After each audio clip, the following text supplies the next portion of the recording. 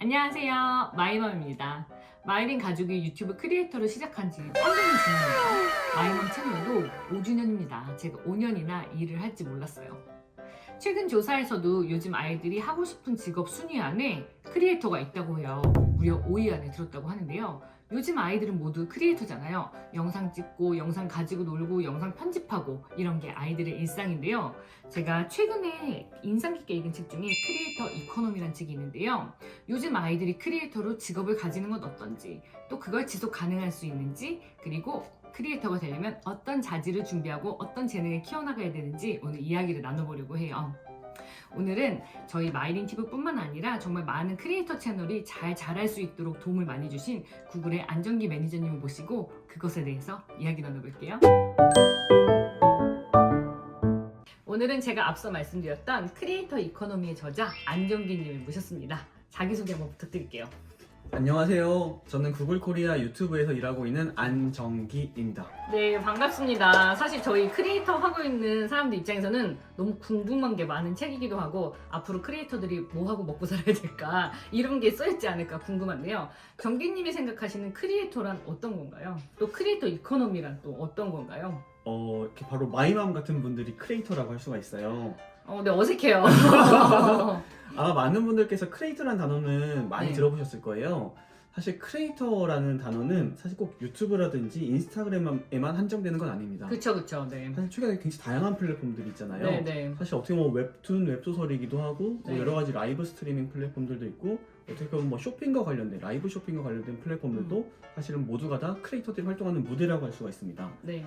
그래서 여기서 컨텐츠 창작을 통해서 자기만의 어떻게 비즈니스를 만들어가는 사람, 네. 사실 이런 사람들을 크리에이터라고 정의를 할 수가 있습니다. 네, 우리 부모님들도 사실 크리에이터라는 직업이 요새 뜨는 직업이라고만 알고 있지 이들이 어떻게 수입을 창출하는지 또 어떻게 먹고 사는지는 잘 모를 수 있거든요. 그래서 크리에이터 이코노미에 대해서 더 궁금한 분들이 많으실 것 같아요. 사실 크리에이터 이코노미라고 하면은 제가 아까 이야기했었던 그 크리에이터들이 활동을 해서 만들어낸 하나의 경제 시스템, 네. 하나의 경제 체제라고 할 수가 있습니다. 음. 그래서 이제 이러한 크리에이터 이코노미는 어떻게 보면 평범한 개인들도 자기만의 컨텐츠를 바탕으로 새로운 팬들을 모으고 그를 통해서 새로운 경제적 가치를 창출하는 네. 어떻게 보면 하나의 이제 경제 시스템이라고 할 수가 있어요. 네. 근데 최근에 이제 조사 자료에 따르면은 이 크리에이터 이코노미가 전 세계적으로 한 140조 원 정도 규모가 된다고 합니다. 네네. 어도비에서 이제 작년에 리포트를 내놨는데 음. 전 세계에서 크리에이터로 활동하는 인구가 한 3억 명 정도 된다고 추산을 하고 있어요. 3억 명이나요? 예, 지금도 그렇지만 앞으로는 더더욱 평범한 개인도 자기의 팬을 가져야 되는 시대가 왔다고 생각을 하고 있어요. 사실 그런 사람들에게 더 많은 기회가 주어지는 시대를 우리는 살아가고 있다 이렇게 네. 생각을 하고 있습니다. 그래서 저는 많은 분들이 똑같은 질문을 주시는데 그럼 내가 팬을 몇 명을 모아야 되냐 이런 질문을 많이 주세요. 그쵸, 네. 네, 사실 거기 정답은 있진 않지만 미국의 케빈 켈리라는 와이어드라는 굉장히 유명한 잡지를 창업했던 사람이 있는데 그 사람이 지금으로부터 거의 한 15년 전에 1000명의 팬을 모으면은 충분히 이걸로도 먹고 살 수 있는 시대가 앞으로 열릴 것이다라고 하나 예언을 했습니다. 네. 근데 지금 2023년이 바로 그런 시대가 됐다라고 할 수가 있어요.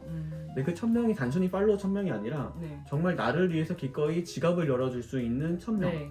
근데 그 1000명 안에는 친구가 포함될 수도 있고 네. 심지어는 나랑 한 번도 만나보지 못했지만 나의 컨텐츠를 좋아해주는 누군가가 될 수도 있습니다. 네. 그런 사람들이 나에게 1000명 있고 내가 그들에게 보여줄 수 있는 컨텐츠가 있다라고 하면은 이게 하나의 충분히 직업으로서 네. 아니면 직업이 아니더라도 부업으로서 충분히 사실 사람들이 이런 걸 통해서 하나의 이제 경제 활동을 해볼 수 있는 시대가 되었다. 네, 그리고 아까 1000명의 팬을 얘기하셨는데 그들이 지갑을 열기 위해서 크리에이터는 계속 컨텐츠를 생산을 해야 되잖아요. 맞습니다. 그러면 어떤 걸 준비해야 이 크리에이터 이코노미 세상 안에서 살 수 있을까요? 아마 이제 마이맘 채널을 보시는 분들 중에 상당수는 아마 이제 자녀가 있으신 분들일 것 같아요. 그래서 약간 그러한 분들을 관점에서 제가 좀 생각을 해보면은 저는 자녀분들께 어릴 때부터 컨텐츠를 소비하는 것뿐만이 아니라 컨텐츠를 생산하는 그러한 습관을 만들어주면 좋을 것 같아요. 근데 그게 반드시 거창할 필요는 없을 것 같습니다. 네. 글을 쓴다든지 네. 아니면 정말 간단하게 비디오를 만들어 보는데 부모님이 거기에 관심을 가져주고 함께 그런 것들을 만들어 보는 과정 자체가 아이들에게는 성장할 때 굉장히 큰 도움이 될 것 같아요. 아, 그쵸. 부모님이 너 그런 거 왜 하니? 또는 하지 마라 이렇게 얘기하는 것보다 앞으로 미래 사회는 이런 게 필요할 거니까 같이 고민하고 생각해 본다면 아마 컨텐츠가 아이가 만드는 것보다 훨씬 더 지적으로 향상되면서 얘한테 좋은 경험이 될 수 있겠네요. 맞아요. 사실 제가 보니까 사실 마이린 가족이 그거를 굉장히 선구적으로 잘 했던 것 같아요. 네. 그러니 어떻게 보면 유튜브를 안 보던 세대가 어떻게 보면 유튜브를 중심으로 살고 있으니까요, 지금. 맞습니다. 네. 그래서 저도 이제 리니네 가족을 이렇게 오랫동안 지켜보면서 느꼈던 건데 어떻게 보면 리니가 이제 어릴 때 거의 초등학교 3학년 때부터 리니가 유튜브를 시작했었잖아요. 네. 아니 그때 리니가 혼자 시작한 게 아니라 어떻게 네. 보면은 가족들이 함께 관심을 가져주면서 이거를 잘 되도록 많이 이렇게 도움을 줬었는데 네. 전 그 과정에서 리니뿐만이 아니라 가족도 함께 성장을 많이 했던 것 같아요. 맞죠. 아마 그때 유튜브를 안 했더라면 지금의 제 삶은 완전 다른 맞아요. 상황이었을 맞아요. 것 같아요. 네. 그래서 저는 이렇게 가족들이 함께 유튜브를 해보는 경험 자체가 굉장히 좋은 것 같아요. 송기령 부사장님이라고 네. 그 바이브 컴퍼니 부대표님 네, 계시잖아요. 빅데이터 전문가이신. 맞아요. 네. 그분이 이제 몇 년 전 했던 말 중에 제가 굉장히 인상 깊었던 말이 무엇이냐면은 자기의 일상을 인스타그램이라든지 유튜브에 차곡차곡 포트폴리오처럼 쌓아라. 그게 쌓여서 하나의 진정성이 되고 그게 어떻게 보면 자기의 인생을 바꿀 수 있는 계기가 될 수가 있다. 왜냐면 사람들이 그 계정에 들어가면 이 사람이 어떻게 성장했는지를 보게 되는 거잖아요. 근데 저는 그 말이 굉장히 와닿더라고요. 그리고 사실 이게 더 앞으로 그런 계정들이 필요한 시대가 되는 것 같아요.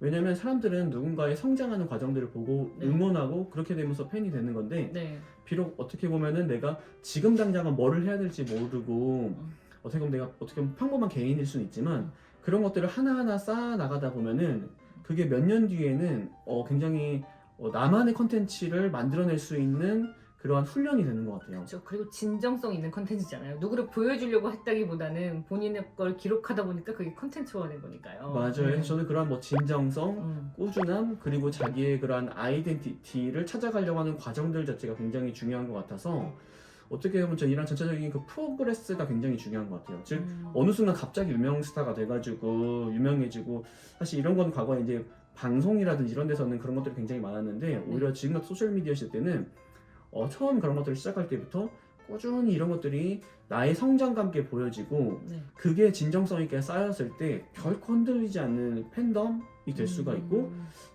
또 제가 린지 이야기를 하지만 네네. 마이린이라는 채널을 보면 제가 그거를 확신을 가질 수가 있는 것 저도 같아요. 지금 안정희님 얘기 듣고서 그치 요즘 우리 아들이 대학 가는데 많은 응원을 해줘 그냥 공부만 하는데 응원해 주시는 분들이 계시거든요. 맞아요. 네. 스터디즘이 요즘 매일 하고 있잖아요. 네네.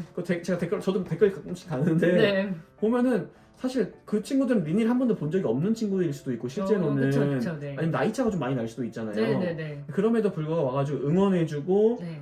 막 시험 기간인데 건강 챙겨라 뭐 사실 그 말 한마디가 사실은 그런 진정성에 대한 저는 어떻게 보면 피드백이라고 생각을 하고 있거든요. 네네. 마이맘님도 제 생각에는 지난 몇 년간 굉장히 많은 변화들이 있으셨던 것 같아요. 저도 변화가 많이 있었죠. 왠지 제가 오늘 책 얘기하려고 안정희님 불렀는데 제가 인터뷰를 잘하는 그런 느낌이 들기도 하는데요. 그쵸. 저도 어떻게 보면 많은 분들이 알아보게도 되고 막 제가 조금 영상에서 말한 걸로 힘이 난다 그러고 인스타그램에 오늘 머리팅 하세요 이렇게만 올려도 오늘 힘이 나서 회사에 갈 수 있다고 이런 DM을 보내주시는 분들도 계시거든요. 맞아요. 그러니까 이렇게 어떻게 보면 고도화되고 단절된 사회에서 이렇게 작게 모여가지고 사람들이 거기서 용기를 얻으면서 어떻게 보면 살아갈 이유를 찾는다 그럴까? 아니면 내일을 살아갈 힘을 낸다 그럴까? 그런 게 이제 크리에이터 이코노미의 원천이 아닐까 싶기도 하네요. 맞습니다. 그리고 이제 마이맘님께서 유튜브 시작하실 때만 하더라도 사실 이렇게 주부분 중에 유튜브를 하는 경우가 많지는 않았었잖아요. 네네. 근데 요즘은 굉장히 많이 증가하고 있는 것 같아요. 네네. 어떻게 보면 좀 약간 새로운 직업에 대한 굉장히 선구적인 것들도 많이 보여주셨던 것 같고 네. 또 전 이렇게 댓글 이렇게 가끔씩 보면 재미난 게 마이맘님 보면서 저도 이제 크리에이터로서 꿈을 꾼다는 댓글들이 종종 달려있는 것들을 네, 그랬던 것 가끔 같아요. 있어요. 네네. 네. 그래서 저는 보면은 앞으로 이 더 많은 분들이 이 크리에이터가 되어서 또 이렇게 좋은 본보기가 많이 될 수 있겠다 생각 많이 하고 있습니다. 그러면 우리가 이제 크리에이터 이코노미 세상 안에서 살려면 제일 중요한 자질? 덕목 이렇게 되게 옛날 사람 같다. 제일 중요한 한 가지 가치는 뭐라고 생각하세요? 저는 사실 이 크리에이터 이코노미에서 제일 중요한 덕목은 뭐냐면은 사실 자기 자신을 아는 거인 것 같아요. 이게 인생 살면서도 어려운 거잖아요. 네네네. 근데 저는 크리에이터로서 살아가는 과정 자체가 제가 지난 10년간 크리에이터 분들을 보면은 나로서 조금 나답게 살 수 있는 그 과정을 찾아가는 여정인 것 같아요. 사실 누구는 크리에이터가 되는 것 자체가 뭐 돈을 벌기 위한 거라고 보는 사람들도 있고 아니면 뭐 유명해지는 것도 있고 사실 그렇잖아요. 근데 제가 보면 정말 꾸준히 활동하시는 분들을 보면은 정말 나답게 사는 건 뭐지? 그렇게 가족들이라면 우리 가족이 어떻게 하면 더 행복하고 우리 가족답게 살 수 있을까를 고민한 결과가 사실 저는 이렇게 크리에이터로 나오는 것 같고요. 네. 컨텐츠를 결국 만들려면은 내 자신이 누군지를 명확히 알고 그걸 컨텐츠로 표현할 줄 아는 능력이 가장 핵심인 것 같아요. 그래서 저는 어떻게 보면 이렇게 뭐 청소년이라든지 아이들을 부모님으로 둔 이렇게 부모님들도 사실 제일 중요한 거는 아이가 어릴 때부터 자기 자신의 누군지 그리고 자기가 뭘 좋아하는지 앞으로 뭐가 되고 싶은지를 명확하게 만들어가는 과정 자체를 부모님이 함께 고민해주고 그런 걸 컨텐츠로 만들어 나가는 기회들을 주는 게 아이의 인생에서 엄청 중요할 거라고 생각을 하고 있어요. 그래도 제가 이제 또 산업 현장에서 느끼는 게 한국에서도 사실은 이제 직업에 대한 안정성이 많이 없어지고 있는 것 같아요. 특히 뭐 대기업도 그렇고 뭐 좀 좋은 회사들도 그렇고. 네, 뭐 공무원이라고 정년퇴직까지 다닐 수 있지만 그거 계속 할지 말지는 본인 결정에 달려 있잖아요. 맞아요. 사실 뭐 연금도 많이 개혁돼서 그런 네. 것들에 대한 메리트들도 사실 많이 줄어들었다고 하고. 네. 이런 시대 때는 과연 우리 자녀가 어떠한 능력을 가지게 해주는 게 현명한 부모냐라고 하면은 자기만의 컨텐츠를 가져서 굳이 조직에 의존하지 않더라도 자기 스스로 하나의 창업가, 하나의 크리에이터로서 살아갈 수 있는 그러한 자립심, 네. 자존감을 높여주는 게 굉장히 중요하다고 생각하고 거기서 정말 필요한 거는 내가 누군지 그리고 나는 어떤 컨텐츠를 만들어낼 수 있는 사람인지에 대해서 고민하게 만들어주고 그런 것들을 연습하게 해주는 게 굉장히 중요해지고 있다 이렇게 생각합니다. 맞아요. 내가 만든 컨텐츠를 누가 볼까 많이 볼까 이런 거 고민하기보다 일단 만들어 보는 게 가장 중요한 것 같고 어떻게 보면 저도 경단녀였는데 크리에이터가 됐잖아요. 맞아요. 네, 그래서 또 새로운 삶을 살 수 있기 때문에 이 크리에이터 이코노미라는 게 아이들이 그걸 한다고 해서 시간을 허비하는 게 아니고 정말 미래를 위한 준비다. 부모님들께서는 이렇게 생각해 주시면 좋을 것 같아요. 제가 오늘 안정기 작가님과 함께 크리에이터 이코노미에 대해서 정말 간단하게 이야기 나눠봤는데요. 작가님이랑 같이 먹으려고 시킨 밥이 왔습니다. 그래서 저희의 이야기는 여기서 끝내도록 하고요. 여러분 이 책 읽어보신다면 아마 아이들이 살아갈 미래 세상 또 지금 내가 앞으로 해야 한다면 무엇을 해야 할지 인사이트를 얻으실 수 있을 거예요. 여러분 꼭 한번 읽어보세요. 그럼 다음 영상에서 만나요. 안녕. 감사합니다. 안녕. 안녕히 계세요.